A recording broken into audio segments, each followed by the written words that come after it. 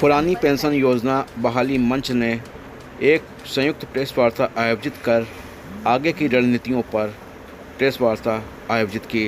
Press वार्ता को संबोधित किया कांग्रेस नेता शिव गोपाल मिश्रा और राज्य कर्मचारी संयुक्त परिषद के अध्यक्ष हरि किशोर तिवारी ने 21 जून को होंकार रैली लखनऊ में होगी आयोजित।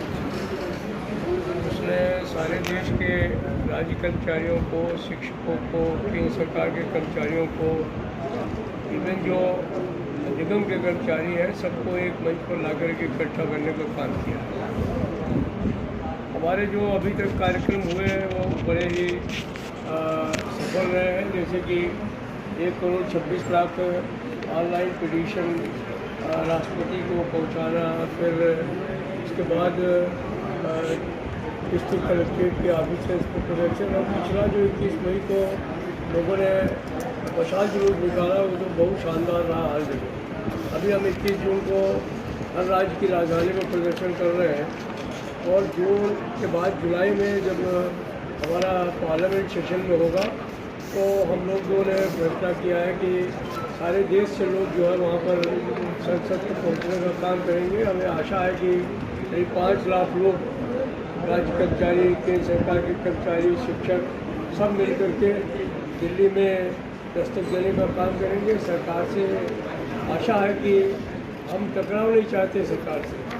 हम चाहते हैं कि वो इस बात को समझें और समझने के बाद में पुरानी पेंशन को अपने आप बहाल करें।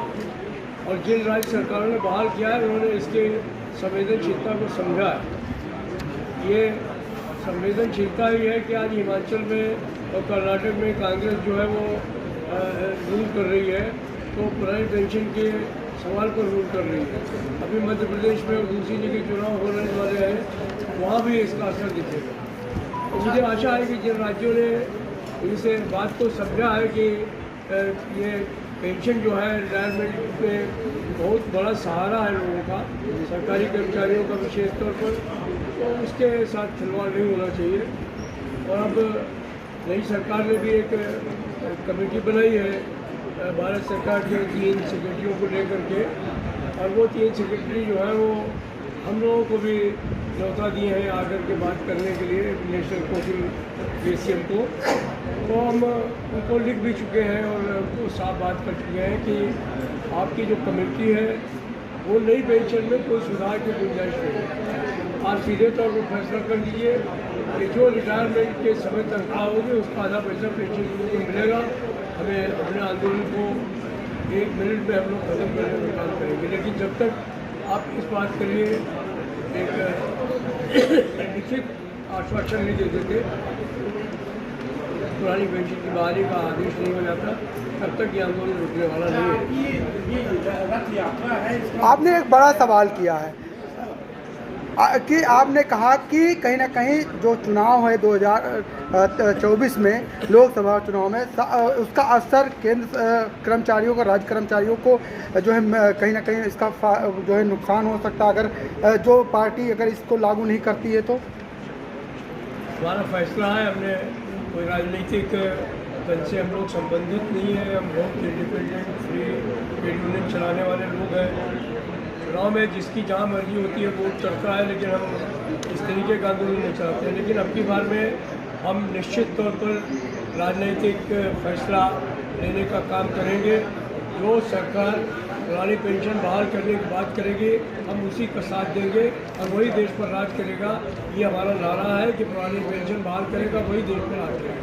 तो 2024 के चुनाव में निश्चित तौर पर सारे देश का राज्य कर्मचारी, केंद्र सरकार के कर्मचारी मिल करके उसी को समर्थन देने का काम करेगा जो पुरानी पेंशन बहाल करने की बात करेगा। मुझे लगता है कि ये सरकार जो डरती है तो वोट की चोट से बहुत डरती है, और इसके जो आने वाले समय में इनको निश्चित तौर पर इसके बारे में विचार करना पड़ेगा। हम ट्रेड यूनियन के लोग हैं, हम चुनाव में बाद में होंगे, हम चुनाव से पहले ही फैसला करने वाले हैं कि जिस दिन दिल्ली में प्रदर्शन करेंगे उसी दिन देश में भारत बंद की भी घोषणा करेंगे, अनिश्चितकालीन भारत बंद की घोषणा करेंगे।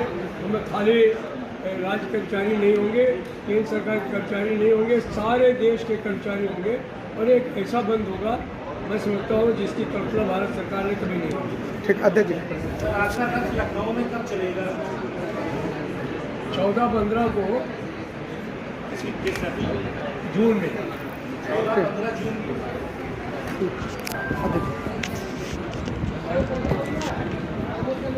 कि रथ यात्रा निकालेंगे, अगर आपकी मांगें नहीं पूरी हो रही, 2024 का लोकसभा चुनाव, ऐसे में कितनी बड़ी चुनौती है आप लोगों के लिए? क्योंकि एक तरफ जो है कई राज्यों में जो है चुनाव था, उसमें कहीं ना कहीं असर इसका दिखा है। बिल्कुल, हम लोग तो बहुत दिनों से इसमें काम कर रहे हैं। 18 में भी बड़े बड़े कार्यक्रम किए हम लोगों ने, और उसके बाद 21 में भी हम लोगों ने किया, और राजनीतिक इसको हमने रूप भी प्रदान किया, और उसमें देखा कि तमाम सारे बदलाव हुए, सीटों के बदलाव हुए, तमाम सारे विधानसभा सदस्यों के बदलाव हुए। तो हम तो ये चाहेंगे कि सरकार को चाहिए कि अगर हमारी मांग जायज़ है, और आज की तारीख में आपको लगता है कि जायज़ ही है, क्योंकि अन्य राज्यों ने उसको लेना शुरू कर दिया, हमारी बात समझनी शुरू कर दी, और उन्होंने देखा कि इनको कुछ नहीं मिल रहा। हमारे पास हज़ारों के आंकड़े ऐसे कर्मचारियों के हैं जिनको कुछ भी नहीं मिल रहा है, इनको जीरो यानी शून्य में वो लोग खेल रहे हैं। तो इस तरह की जब चीज़ें आ रही हैं, और अब की बार हम लोगों ने 2024 से चुनाव से पहले आपने देखा कि पहले हम लोग स्टेट के लोग आंदोलन करते थे, इस बार केंद्र के लोग भी शामिल हो गए, सारे लोग केंद्र के साथ मिलकर हम लोग आंदोलन कर रहे हैं।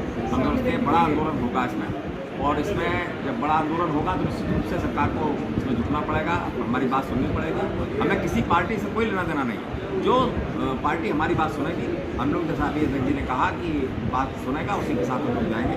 निश्चित रूप से पॉलिटिकल इस बार हम लोग निर्णय करेंगे, उसके साथ जाएंगे। क्या रणनीति पूरी तैयार की गई है? नहीं, अभी तो हम लोग आंदोलन है, वो तो लोकतंत्र में आंदोलन करना सबका धर्म है, कर्तव्य है, सरकार ने अधिकार दिया, वो हम लोग कर रहे हैं। उसके बाद में आखिरी में हम लोग तय करेंगे, अगर बिल्कुल बात नहीं सुनी गई, दिल्ली के आंदोलनों के बाद, बंद करने के बाद फिर भी नहीं सुनी जाती है, तो हम लोग निर्णय लेंगे कि पॉलिटिकल क्या निर्णय लिया जाए, कौन आदमी छाती ठोक के कौन पार्टी बोलेगी, हम लोग उसके साथ जाना चाहेंगे।